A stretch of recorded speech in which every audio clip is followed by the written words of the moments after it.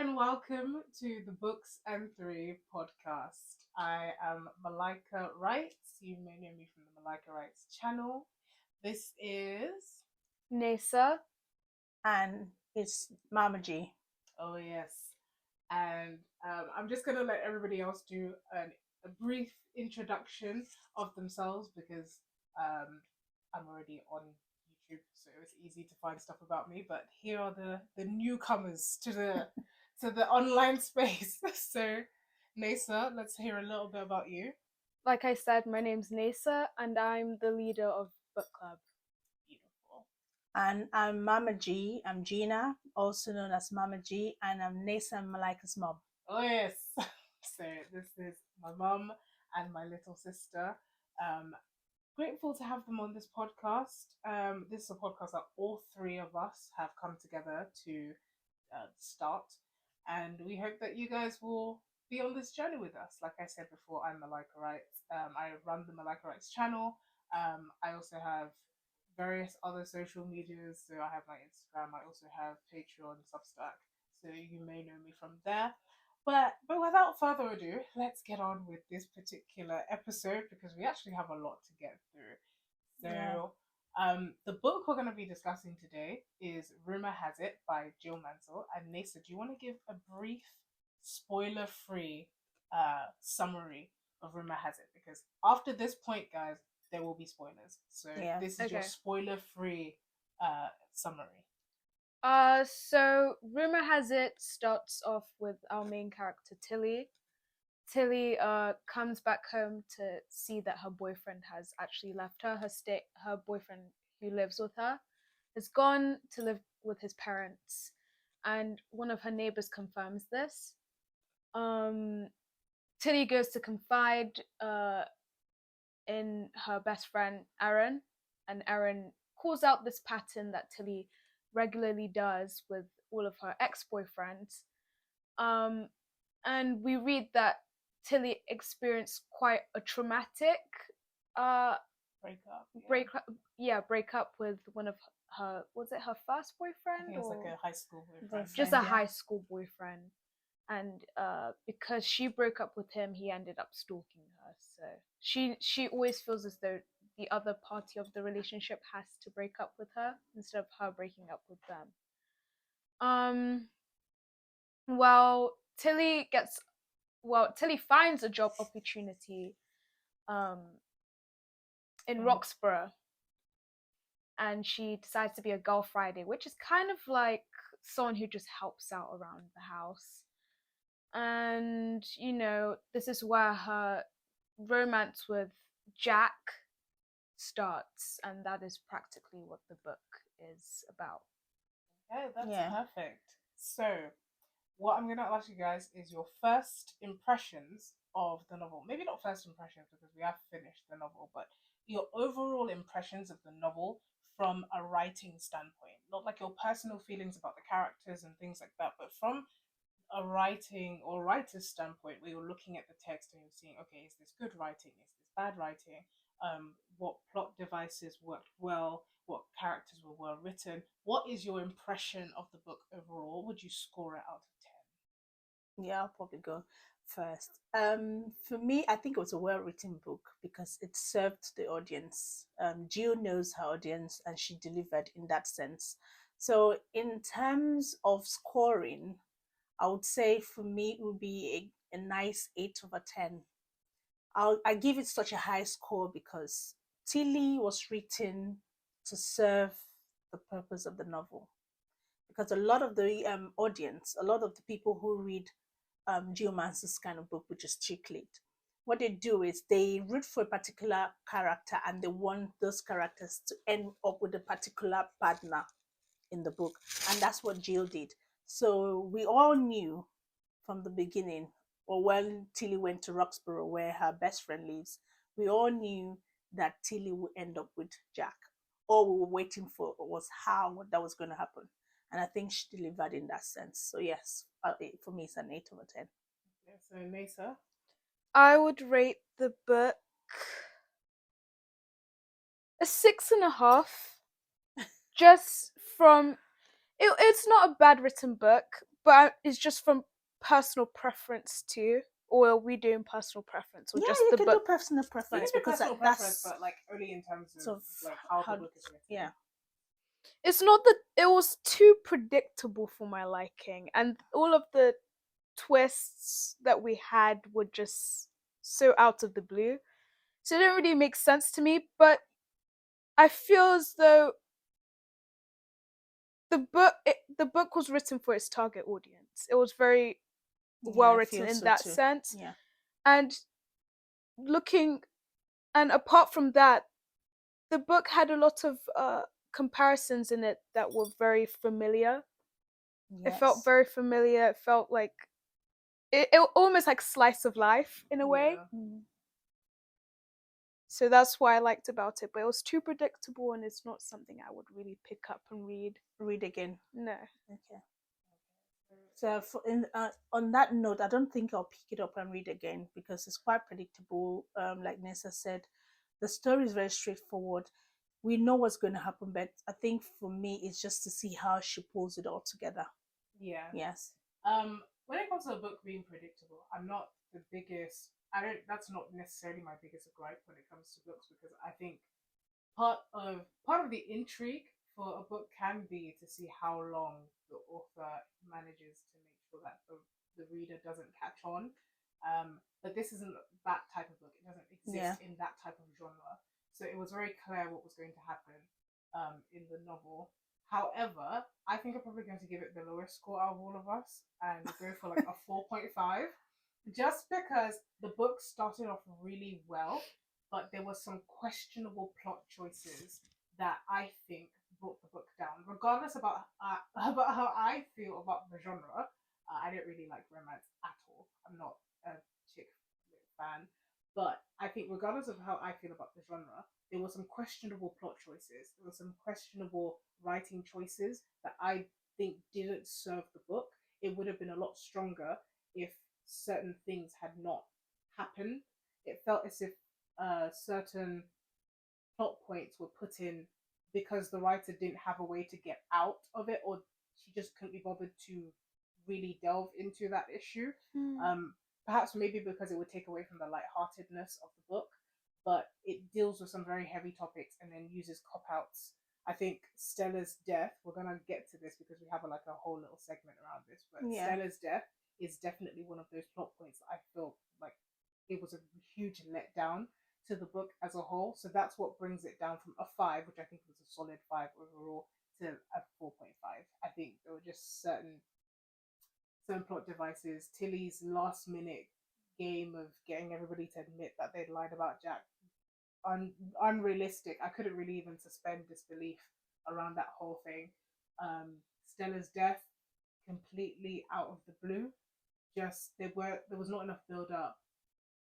It felt too convenient. It felt like she didn't really want to explore how uncomfortable Stella's presence might make Fergus and Erin's relationship, and how moving forward she would have to bring the characters to a point of resolution or the relationship would break, that she just chose to kill off the character that was basically standing in the way of their relationship. Yeah. So I think those were the things that made me go, okay, this is a 4.5, not because I just don't like the genre. I think you don't like the genre. I don't like the genre. I'll admit that any day. I will admit that any day. But I think there were some legitimate things. Definitely. I agree with that point, with the points that you've raised. There were some areas where she just came up with some plot choices that were not in the plot in the story at all. Yeah, but it didn't make sense. Yes, it was not related to the story that we were being told, and then we knew that was a couple. Yeah, and then also I think another point that just didn't need to be there, it didn't really add anything to the story, was Mr. Lucas and was Mr. Luke and Max. Mr. Luke. Oh, the PE teacher. Yeah, the PE teacher and Max. Oh, look. It was Max, some kind of like odd cliffhanger, and it didn't go anywhere. Like he left for Scotland. Yeah, but I think it would be best for us to give our verdicts and then start going into the characters bit by bit, because because we're kind of like throwing names and then we are being a bit confusing, but at the end of the day, you're here for the drama, not to read the book. So The next point, which is where again the characters will come in, impressions of the characters from a writing standpoint. But now you can also add your personal opinion as well, like your personal feeling towards the character. Like if you had a bias, let's say a character wasn't necessarily the best written, but you were just biased towards them, you can put that in your score. So we're gonna go through the characters, So and you're gonna. So let's say I asked you, what is your opinion of Tilly? You're going to give Tilly a score. You're going to say why, and it can be like, oh, I just like her. You can give that reason. It doesn't necessarily have to be a writing standpoint. But I'd be very surprised if you liked. Yeah. Okay. So should I start? Yeah. You can. Okay. Yeah. So So should we it's start first with Tilly? characters We should Tilly. start with main characters. And then we I can think go that's the into best way forward. Yes. Yeah. So yeah, Tilly. I would give Tilly a 5. Okay. I'm being quite generous here because I know, Very. yes, because I know the kind of audience that read chick lit. Yeah. But that's why I said you can give your personal. So you're not just thinking about the audience now. Yeah. You're thinking about how, because we are the audience at the end of the day. Yes, I love romantic novels. Yes, I love romantic novels because I Yeah, same. Yeah. Well, it's not my go-to. It's but not It's like it's not my number one genre, but I love romantic novels just because they explore love in ways that you might not be familiar with, just like what we've seen with Tilly and Jack. Mhm. Yeah. Okay, we'll And come to that when I give my verdict on those two. yeah, so in terms of Tilly, I'll give Tilly a 5, and the reason I give Tilly a 5 is because she is very crafted to serve the purpose of the book. Okay. She doesn't have if she was well thought out. I'm not saying that Jill didn't think about the character Tilly. She thought about Tilly, but if we were to dive into Tilly's, or if we were to psychoanalyze Tilly, there's certain choices or decisions that Tilly wouldn't make. So I think Tilly was, written the way she was written to serve the purpose, because it's someone who doesn't think about what her next steps. She's more on the very superficial side of things. She sees you're attractive, she falls in love. Yeah. She doesn't think beyond looks. So I think she was well written to serve that purpose. And again, Jack, the way Jack was written, Jack was attractive. Yeah. So, and that was the right match for Tilly. That ticked Tilly's boxes. So I think so. I'll give Tilly a 5 because she was well written. But again, in terms of character, no, I wouldn't want to be friends with Tilly. Oh, God. Yeah. Yes, she was very envious, which is not something you want in a friend. Yeah. And she was very competitive, and very quick to judge. Yeah, she wasn't a girl's girl. Yeah, she wasn't. So she was very quick to judge. She was envious and she was very competitive. And again, she really did make some good decisions when it came to, Jack. Jack's a nice guy. Well, nice in terms of the way he was written. And we got to find out later that he wasn't the village property as he was made out to be. I have doubts about that. Okay, but that's not what the novel tells us. Yeah, Yes. follow the novel. Yes, the novel doesn't tell us that, Yeah. even though we can infer, but the novel doesn't tell us that Jack was just out there, giving it to everyone who wanted. Yeah. Yeah. So, but Tilly, coming back to Tilly, so Jack was made for Tilly. I mean, the character Jack was crafted for Tilly's kind of personality. Yeah. But Tilly wasn't grounded at all. She was a 2D character. She was not 3D in any way, because when you look at her choices in terms of relationship, the conflicts that she had with other characters, you could see that she was just one-dimensional in the way she thought about relationship and the world around her. Yeah. So for me, Tilly a 5 because she was well written, and in terms of personal choices as a friend, if Tilly was a friend, no, she wouldn't be a friend. No, she wouldn't. Yeah. So that's my opinion on Tilly. Okay, so Nessa? I would give Tilly a 4 just because I feel like 5 is quite neutral, and I just slightly dislike her more than just neutral. Yeah. I feel as Is though the doll showing? Yeah, but Is it open? No, it's not. But yeah, Nessa, carry on. Okay. Anyway, so I dislike, well, every single author has a motive for their characters, but I dislike when you can clearly tell that the author is confused as to what their character's motive is. Mm-hmm. And I feel that was exactly what I feel as though that's where Jill went wrong with Tilly. We were supposed to be rooting for Tilly so much and thinking, oh yes, Tilly, we're by your side. We love you, Tilly. But it's like everything she does is just annoying. Yeah. So I dislike that. Stop trying to make me like someone I dislike.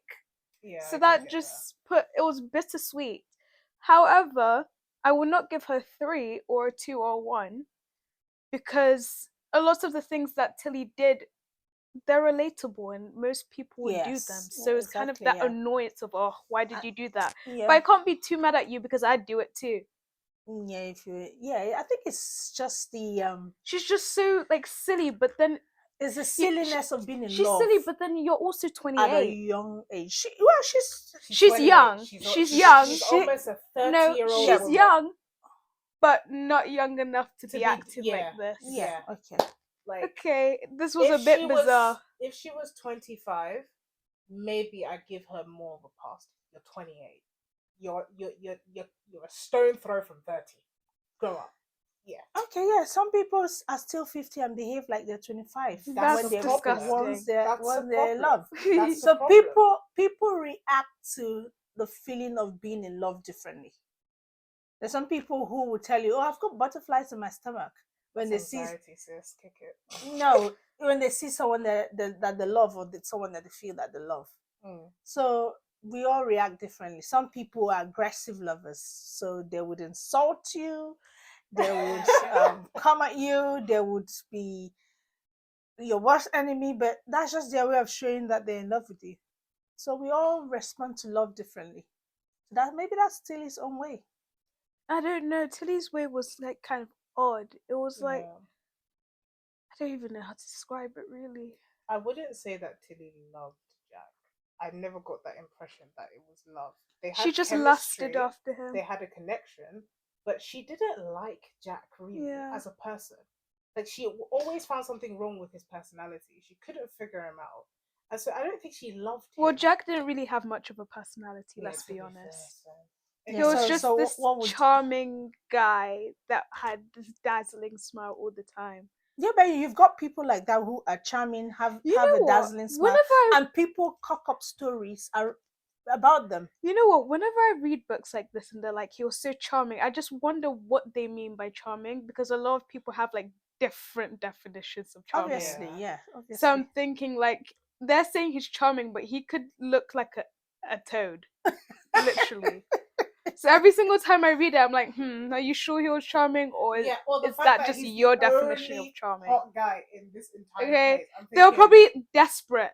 Okay, it's like having a hand group of guys in an all-girls school. Yeah, walking through an all-girls school, they could look like toads, but everyone would be drooling all over them. Okay, so what's your own opinion, Malika? Okay, so my opinion of Tilly, I think I'm gonna give her. I think I'd give Tilly a 3.5. The reason it's not 4 is because I think it's a writing issue, because we all know I don't like Tilly. So yes, we know you don't like Tilly. There are times where I could sympathize with her, because we've all been there where we like somebody that we don't think we should like, and so we try desperately not to like them. So I could sympathize with her on that, but she didn't have a life outside of Jack. She didn't have a real purpose or goal or want for herself outside of, let's just say, a man. So it just felt like, it didn't feel like this character was a real person. It didn't feel like she was a person with wants, needs, motivations. It felt like she was written exactly for what the plot needed her to be. And I understand that she is a character, but isn't that what the story writing is about? Isn't that what the essence of you choosing your characters is so that they serve the plot?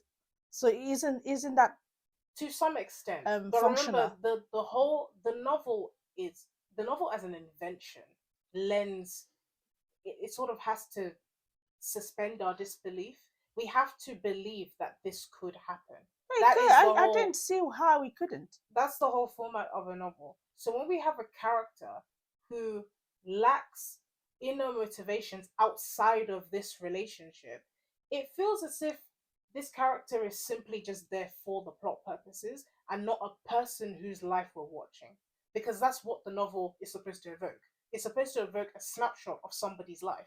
It felt like Tilly's life was on hold, and then it felt like Tilly was just this doll in a packet. She got opened up for the novel and put back in with No, with I think Jack's doll. no. I think Tilly, before we got to meet Jack, or before she met Jack, she was looking for a job. She had just left her old job. She was looking for a job. She wanted to relocate, maybe to think, her life through. And jump straight into a relationship. Some people do that. I understand that Some people do that. But then again, the way that the story was unfolding, it was trying to make Tilly more than she actually was. It was trying to make her act like she had substance when she had none. And so the plot and what the story needed her to be versus what she actually was, there was a disconnect between the two. So what do you think the story needed her to be versus what she... The story needed her to have more of a backbone. The story needed her to have more resolve because Tilly was doing things. Like the plot was making her do things, like walk away from Jack, but there was no inner resolve. There was no inner resolve to back that up. And so it just felt like Tilly is saying a bunch of things, but her actions are completely different. Because that's her trying to resist Jack. So you may love somebody and you know that they're not good for you, but it's very difficult sometimes to walk away. Also, I feel so I don't think it's what's been written is totally unrelatable. I don't think it's I don't think it's something that cannot happen, because there are people who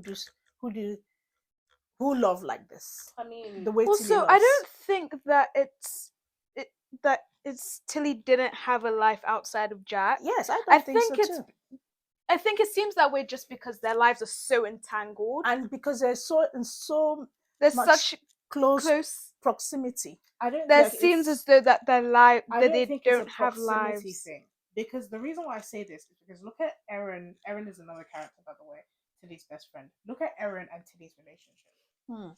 Tilly only goes over to talk to Erin when she is having this issue with Jack.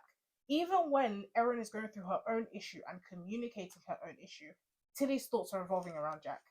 And this is a friendship she's had since college. Like, I don't know how, like, realistic it is for you to be with your best friend and the only thing you're thinking about while your best friend is talking about her own issues is this guy that you've known for what, 2 weeks? But that's love sickness. Some people some people experience love sickness.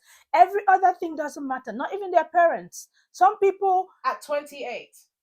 Well, that's that. Like I said before, some people experience love differently. Some people will meet a guy and not stop talking about the guy, or vice versa. Yeah, we all know girls like that who their whole life revolves around guys. And they're the most annoying people to ever know.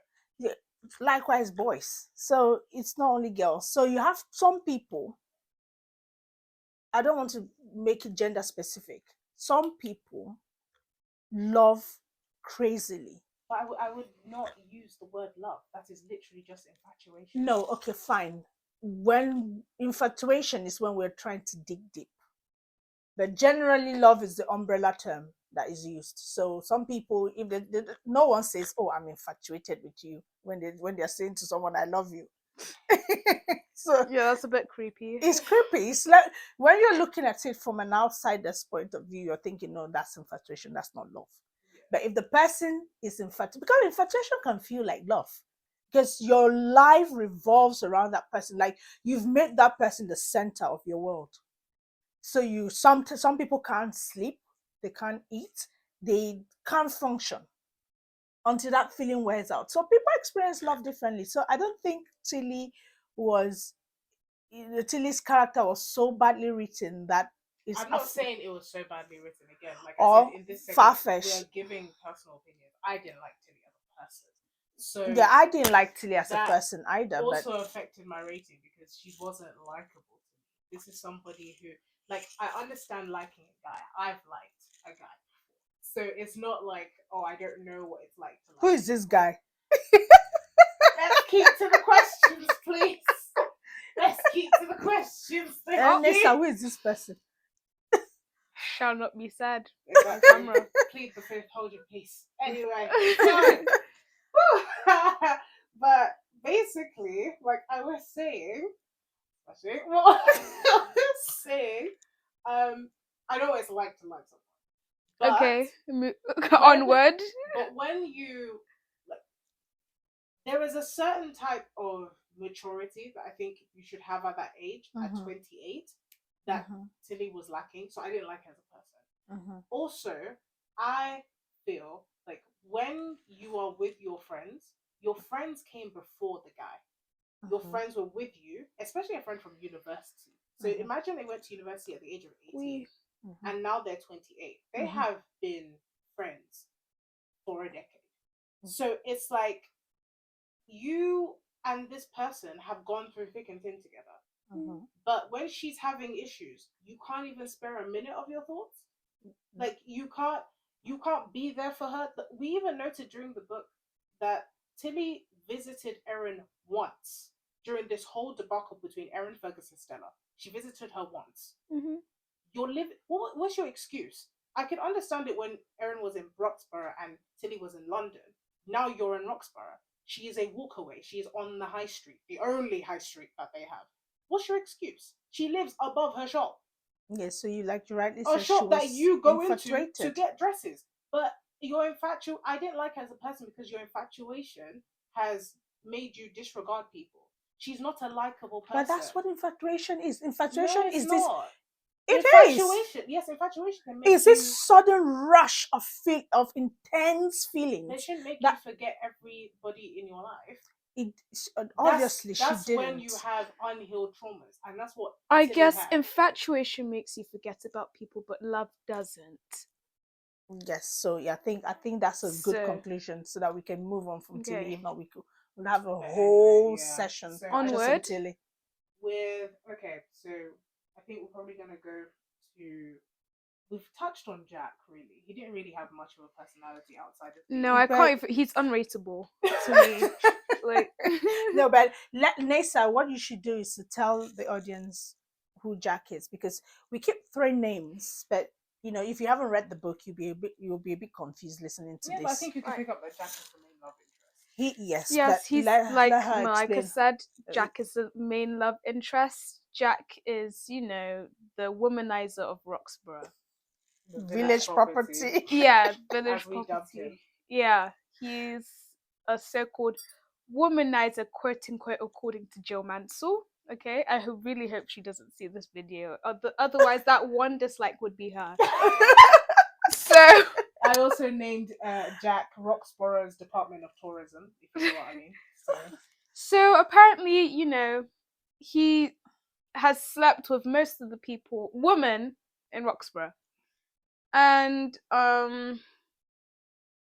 he's this dashing, just mischievously gorgeous man, and Tilly just instantly falls for him, and so does Jack, apparently. However, Jack has this sad backstory. His ex-fiancée tragically dies trying to save a dog. I'm sorry.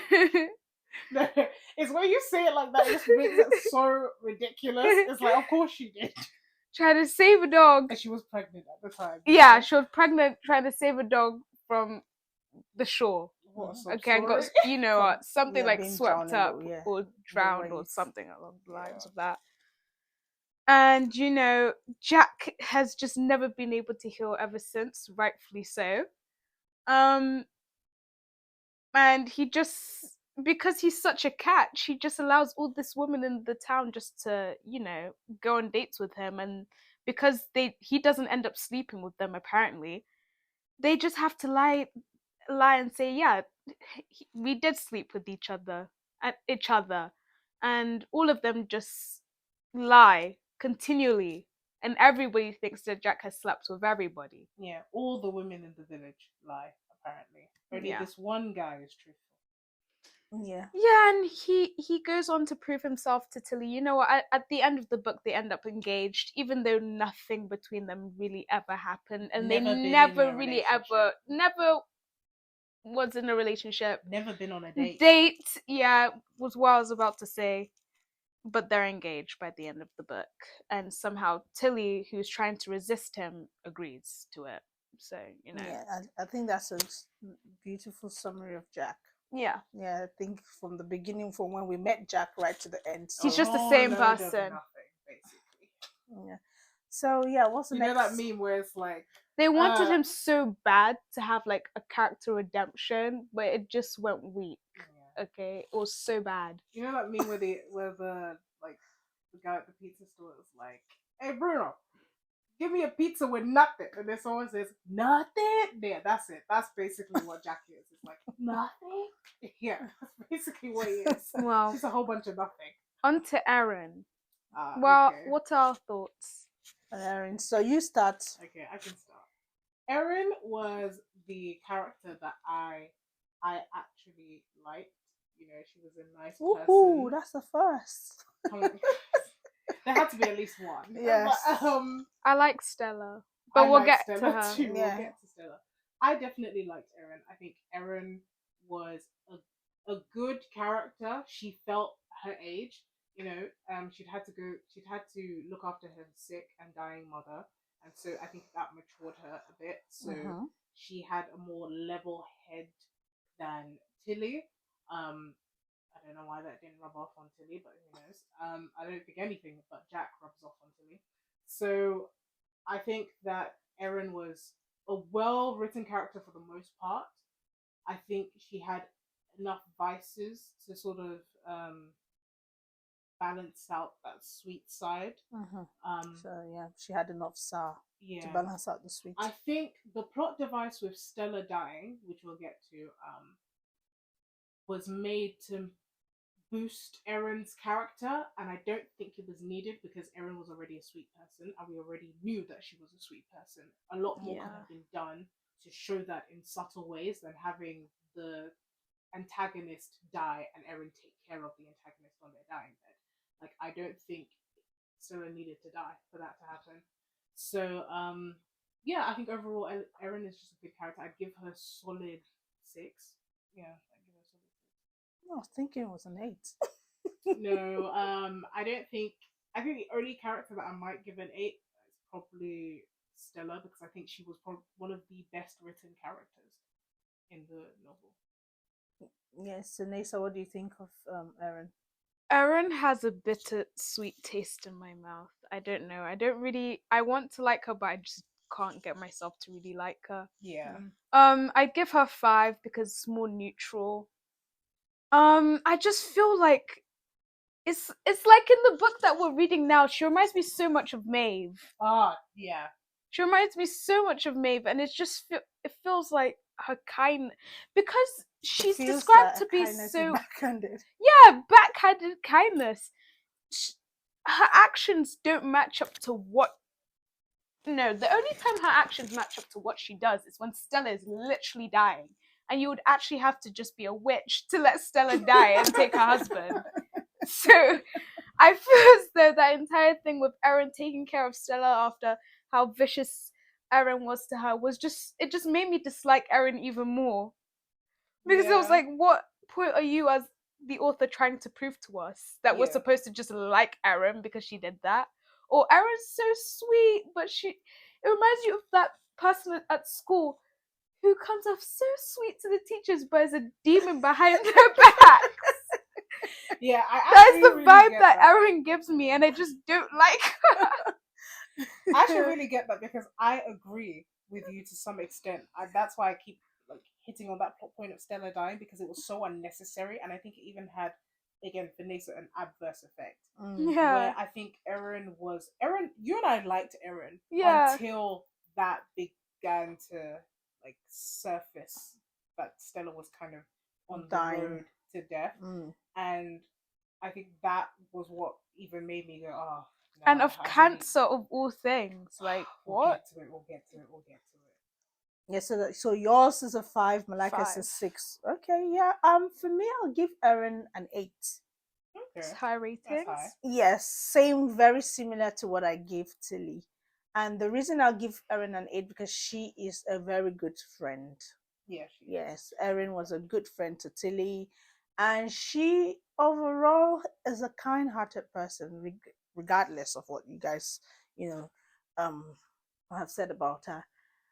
And again, I'll support what Nessa said, and also you mentioned that Stella's death was used to showcase Erin's kind-heartedness, but that was too extreme. Yeah. It was way too extreme. Yes, that's too extreme. But in the little things that Erin did, and in the ways that she showed up for the people she loved, Yeah, we had already seen that there was no need for this. Yes, massive... exactly. Yeah. So the things that she did for the people she loved, first of all, she gave up her whole career to look after her mom, which, that's something applaudable.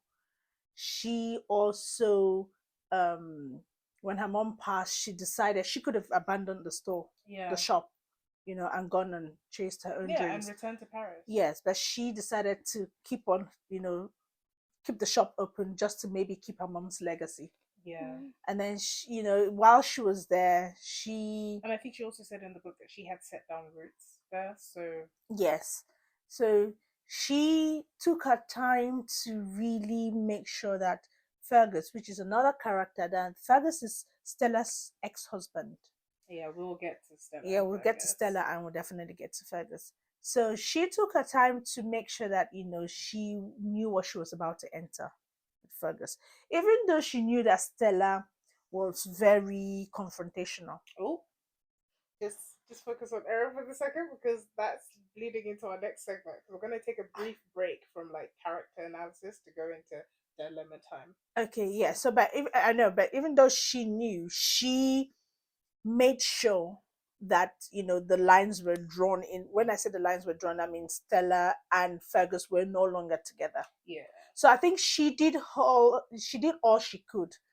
She did her due diligence before going into the relationship, even though you both disagree. Yes. But I think, yes, so the way she relates to the people she loves, the things she does for them, is being there for them, and also being very thoughtful. I think that makes me give her an 8. And it's a character that I really do love. And think she was well written too. Yeah, I think she was well written. Yes. Yeah. Okay, so we're going to take a brief break from talking about characters, and we are going to talk. We're now going to have dilemma time. So this is to do with Erin. Okay. So Erin is seeing a guy. He's got a crazy wife. He's separated from his wife, but they're not divorced. What do you think Erin should do?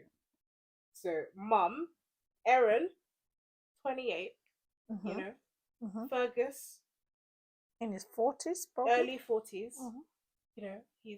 He's separated from his wife, but they are not divorced. So legally, he's still married. Erin, Fergus, they are feeling each other. They think they found. Fergus is like, I think I found the one. The one. I'm married, but I think I found the one. And Erin is like, I've never felt like this ever. But there is a crazy wife in the middle of all of this. What do you think Erin should do? Or what she should have done? Because we know what she did. Yeah, so what should she have done? Okay, if I have to talk in the context of the book or out of context, this is just personal opinions. This is dilemma time. You can take it out of the book, in the book. Okay, now, so I personally wouldn't want Fergus. If Fergus wants to move on, Fergus can move on. I personally think if you're separated with the intention of not going back to your partner, then you're free to go. Yes, that's my personal opinion. If you're separated with the intention of coming back, because there are two types of separations, I would say. The first one is, okay, let's give each other space and think through what's causing the problem. Yeah. And then maybe, or we could employ a mediator. So whilst we give each other space, then that there's a hope of you guys coming back. there is some kind of a foreseeable reconciliation. Okay. Now, in the book, Jill makes it very clear that Fergus has had enough. Okay. 11 years of abuse, 11 years of being looked down on, and he's no longer having it. So there is a clear indication that they're not coming back. Stella is just deluded. She thinks, fine, he's just having his moment. He's going to come back. But we are told in the book that that relationship or that marriage is over. And so he has a right to move on, because in his mind, he's left Stella. What Stella thinks or what she doesn't think does not concern him, because he's moved out of the house. And it was 6 months before he actually got engaged, not engaged, but he actually got involved with Erin. So I think that's a clear break, because it's all about intentions. If he wanted to go back to his wife and then was in a relationship with Erin, and then that would be a big mistake. But no, he had made up his mind that he was not going to go back to that marriage, and that he was moving on. He had moved out and had told Stella on numerous occasions, but Stella wasn't getting it. She didn't get the memo, and she wasn't getting it. So I think Erin was right to have pursued the relationship, because again, before she got involved romantically with him, they were just friends. They came in, they could feel that chemistry, but they didn't act on it. They were quite slow to act on it. So we have Erin and Fergus, who wanted to really evaluate their feelings before getting intimate. Whereas you had, unlike Jack and Tilly, who were just acting on pure emotions. So they didn't think, this is a village property. I might catch some venereal disease. Honestly. Nothing of that sort. Not thinking got in the way of wanting to be together. But when you look at Erin and Fergus, both sides were thinking, is this right? Especially Erin. We didn't get to see Fergus's thoughts, but we got to see Erin thinking and weighing and preparing for that intimacy. So I think, she did the right thing, because he told her, I'm not going back to Stella. And he had left Stella for 6 months, and the whole Roxborough, a small village, I'll presume, knew. So she did the right thing. What do you think? I think that if someone is not divorced yet but is separated, I think that they have the right to move on, especially because in Fergus's case, he was being emotionally abused. Yes. So he had every single right to move on. However, what I didn't like with Fergus is that despite knowing his situation, and despite knowing that even when he had even moved on to Erin, he still did this thing where he sat on the fence. You can't, when you're dealing with a character like Stella, you can't sit on the fence, because often we would see that when Stella would call him to come over and solve something for her, or to fix an issue, or to do something for her, he would be right on his feet, ready to go back to her house, ready to drive there, ready to leave Erin in the bed and drive there, because Stella called up for this, Stella called up for that. So we know that you're kind of already, you've still left a part of yourself with Stella. That, in my opinion. And when you want to move on to someone else, someone as timid as Erin, of all people too, you need to make that decision to move on and to make Stella your complete past. Yes. Because Stella also got the vibe that there was some type of possibility. Yes, she was being delusional, but I feel as though Fergus kind of fed into those delusions. Yeah. By always being there. Available, and always being there in the night too. Yeah, but which again, was so odd. on Fergus's defense. But anyway, the question wasn't about Fergus. The question was about what Erin should do from Erin's perspective. No, I'm getting there. Mm-hmm. Moving on to Erin. Aaron had every single right to pursue that relationship. I think so. However, Aaron was having high blood pressure every other day. So if you knew, she knew exactly what she was getting herself into, and her inner conversation was never reevaluating the relationship, but rather, how am I going to escape Stella today? Yeah. How am I No, going to it's survive today? after How am I Stella going to knew. live It was today? after Stella knew. Even before No, Stella even knew, before she Stella was knew. having, she was having like panic attacks, In bed. anticipating that she would find So out. Erin reminds me of, a guinea pig. So if you know that you're going to have high blood pressure and you're going to literally kill yourself over this issue, then why would you even get yourself involved? If it was a Stella versus a Stella, then it's like you guys had every single right. Yeah. But it's not that Aaron didn't have the right. It's just that it was a a bit of a silly decision, not well thought out decision. Yeah. But I think they had the right to be in a relationship together. Yeah, okay. They're just two very, weak characters in that sense. Yeah, but again, let me come to Fergus's defense. Fergus was in a marriage with Stella for 11 years. I understand. And Stella, but he also made the very but I haven't even made my point, okay, guys. Make your point, land. So I can bomb your land. Yeah, no, but when you've been in a relationship where you've been throughout that relationship emotionally abused, it's very difficult to win yourself completely from that situation, because it's almost you've been remote controlled. So to win yourself from your abuser, you have to literally take yourself from that town. And Roxbury is a small village. So they would, if they had just one high street, and maybe one pub, like the pub we knew about where they go and have their dates and whatever. Yeah. Okay. Now, it's very difficult for Fergus to escape Stella. Mm-hmm. So every turn, or maybe in the next street or the next, they'll meet. So it's very difficult for him to say, oh, I'm going to have a clean break. If he left Roxbury and maybe went to the next town or the next village or to London, then it would have been easier.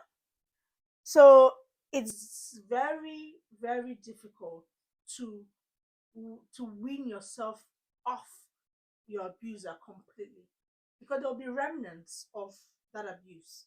Yeah, of course. Like someone described like abuse as when leaving an abusive situation, like stepping on gum and still having the fragments of it underneath the shoe. Yes. Because when you step on gum in the street, you can still feel the stickiness with every single step. Yeah. However, it's a hard issue, but you have to also realize that yes, it's a hard issue, but if you don't put up certain boundaries, then you are obviously going to slip and fall back into the same situation again 6 months and again and again and again. So it doesn't. Yes, I sympathize with Fergus, don't get me wrong. I sympathize with him, and I realize that Stella is a cruel character for emotionally abusing him. Mm-hmm. I don't think she did it knowingly. She didn't do it out of malice, reading into her character, but it doesn't matter if she did it out of malice or not. That's what she did. Same, yeah.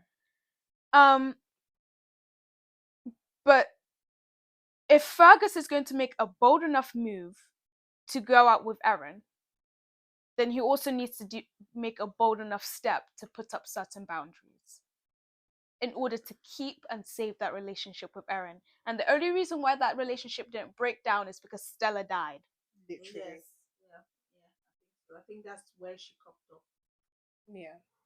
So I am of the complete opposite opinion in terms of entering a relationship with somebody who's separated, because it's one thing, yes, you guys are friends, and honestly, I think these people will do everything but go to therapy.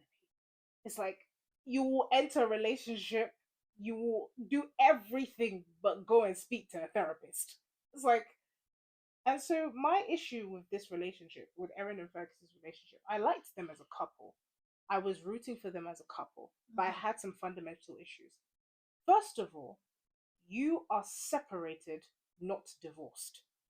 I can understand from Erin's perspective if divorce papers were on the table. The book makes no mention of that. Stella is still Fergus's legal wife when she's dying. And so there was never any mention of divorce. There was never even a thought of, oh my god, maybe I can't divorce her now that she's got cancer. None of that. Like, so what were you thinking? If I'm Erin, because the question is asking us what Erin should do, not what Fergus's opinion is, not whether Fergus was in the right to get into a relationship. Erin, as a woman, knowing Stella and knowing Fergus, should she have put herself in that position? And even when you take it outside of the book, is it safe for a woman to go into to enter that kind of situation? Because Stella could be really crazy and stab her. Like could Stella tried to ruin her business. Yeah, but like, let's look at what Stella did. Stella tried to ruin her business. Stella made her life extremely uncomfortable. She knew that Stella was capable of those things. She entered a relationship with a man who had a crazy wife, not even ex-wife, crazy wife. That's a bad situation to put yourself in.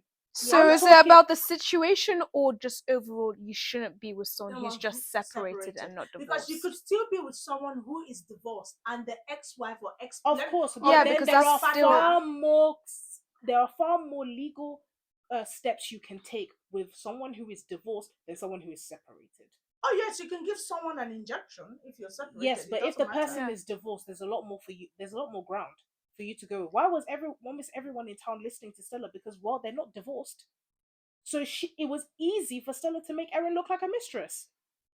It was easy. And the thing is, Erin has a shy personality. You as a shy person are seeing fire and saying, you know, I think I can handle it. Then having high blood pressure every 2 seconds because you can't handle it. So to me, it was a bad decision to make as a woman.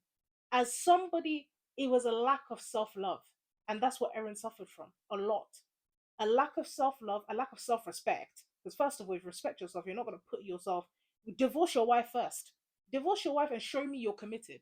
Show some commitment to this decision of separation and divorce her. I'm not saying the process has to end, like, before I get with you. We knew.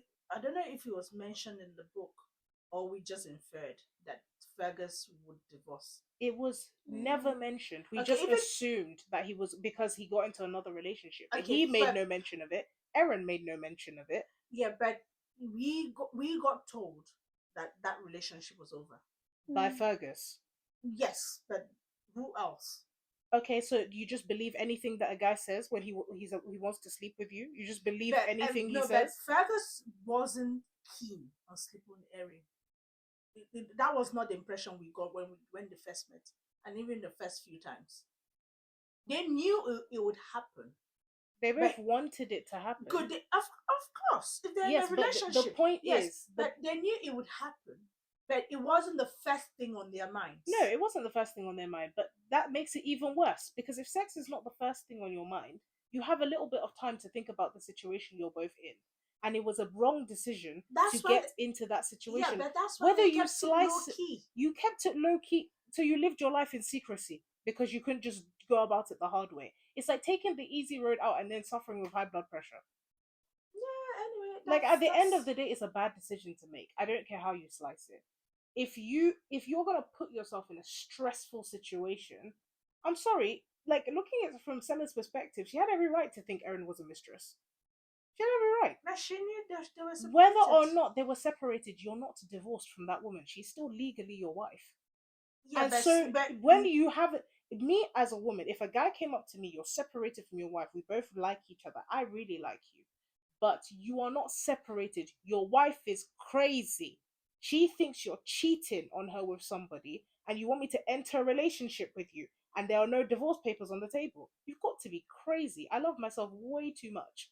Okay, but that would the divorce paper stop Stella? No, it wouldn't. No, but it would at least signal to Erin. Yes. It would signal to Erin that no, this man. I buy what you're saying, but what I'm saying is the divorce papers will not stop Stella either way. It wouldn't. It's not about Stella. It's about, the question is asking, what should Erin do? Erin has herself to take care of, because before any relationship, before anybody else, you have yourself and your mental health to take care of. Fergus is lovely. But if Erin had had a heart attack, or the shop that she like missed out on her dream job in Paris to keep alive, if that shop had been closed, is Erin enough? Sorry, is Fergus enough?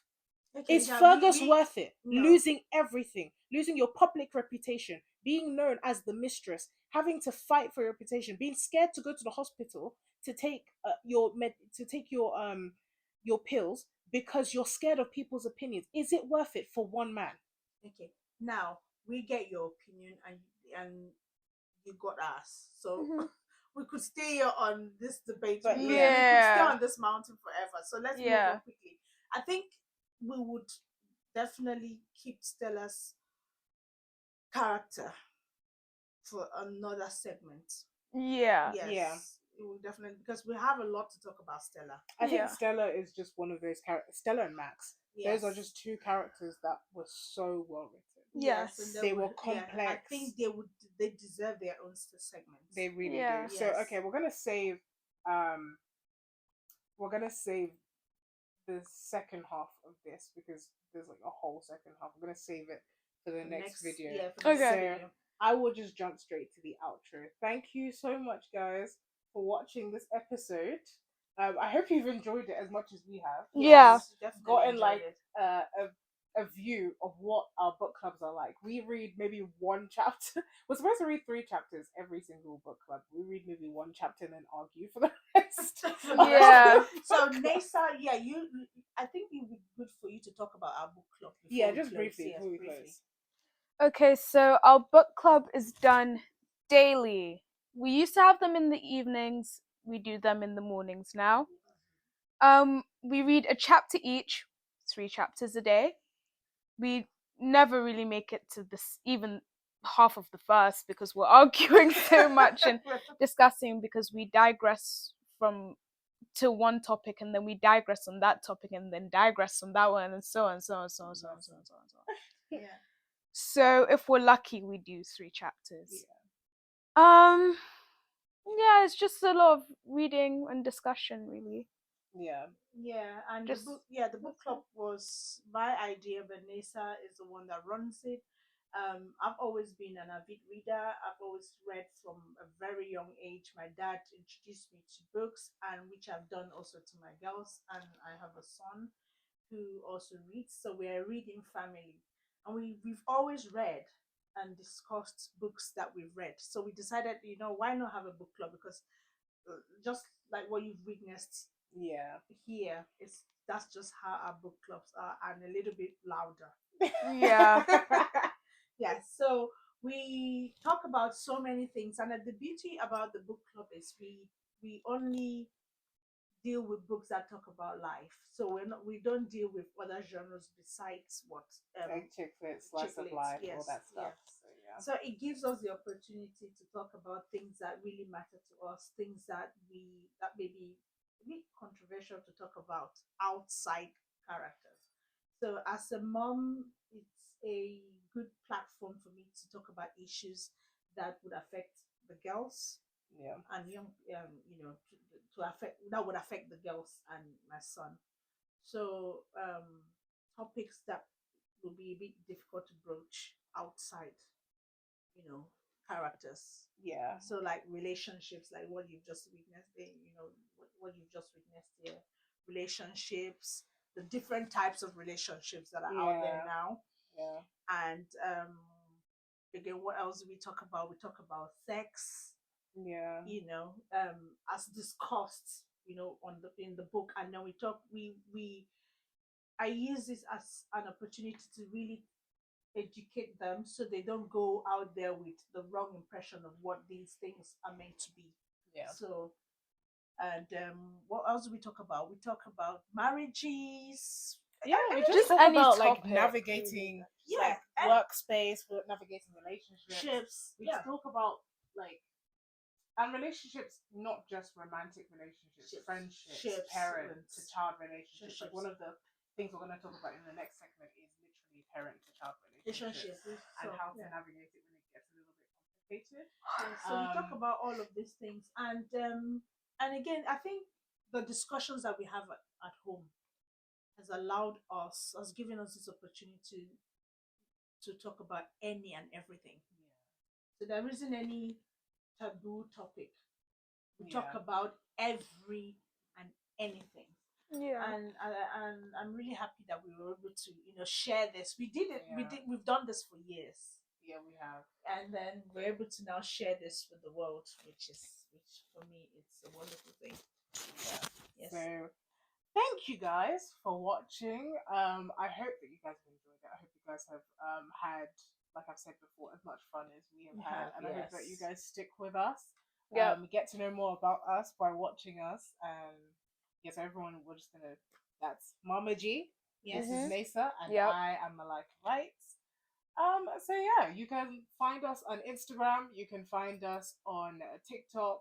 You can also find us on YouTube, and we will basically be putting this up in as many places. I'll put all of those places in All the those description, links, so that you guys can find us, find more of the stuff that we're doing, and yeah, that's basically it for now. So thank you for watching, and I hope see that Thank you you. in the next segment. Oh yes, Yep, return see for you. the next segment because it's gonna be hot. It's gonna We've got way hotter topics. Yes. Yep. So thank you so much for watching, guys. Hope you have a great evening. Yeah, thank you. Bye. Bye.